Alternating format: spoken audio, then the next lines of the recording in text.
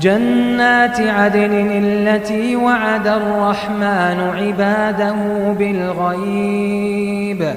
إنه كان وعده مأتيا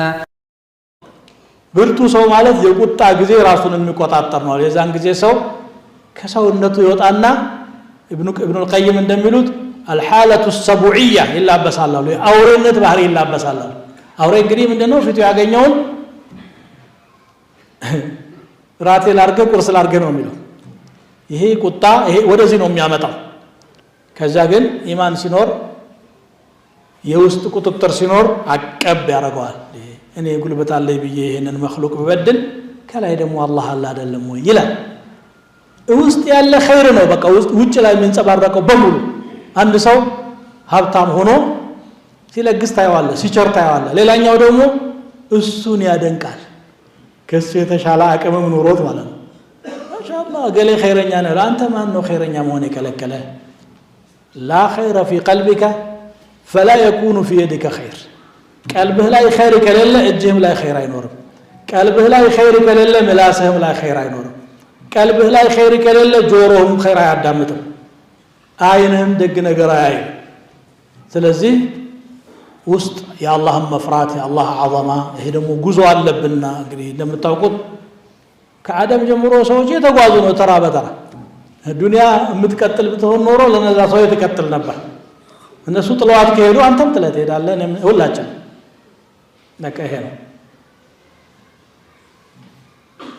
ህይወቱን አስረክቦ ንብረቱን አስረክቦ ወደ ሌላ ዓለም የማይዛወር ከቶም የለም ቁርጡ ይሄ ከሆነ ታዲያ ለወዳኛው መስራት ለቀብራችን መስራት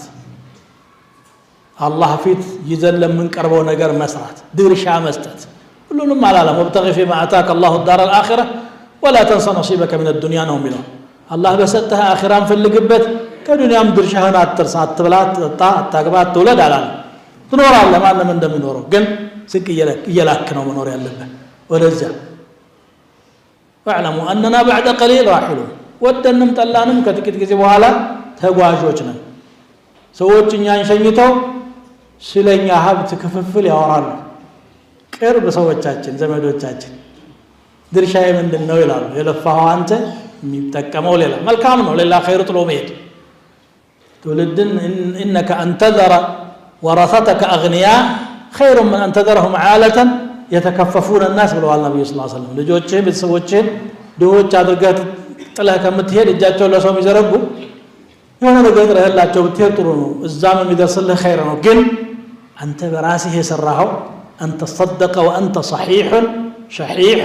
تخشى الفقر وتأمل الغنى ጤነኛ ሆነ ስስት ያለብህ በቃ ኖራለሁ ከብራለሁ አገኛለሁ በለጽጋለሁ ነው መቼም ሰው ባህሪያችን ይሄ ነው በዚህ ሰዓት የምትሰራው ስራ ነው አንተን የሚጠቅመህ በዱንያህም በጉልበትህም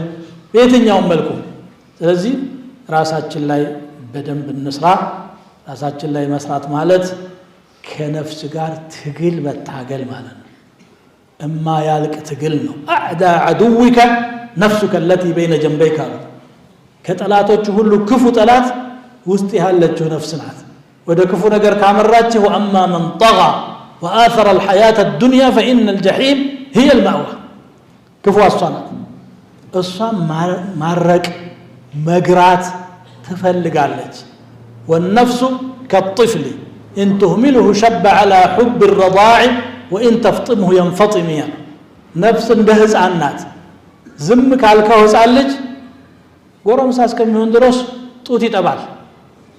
ጡት ይጥማል ወተት ነው መቼስ ግን እናቶች ምንድነው የሚያረጉት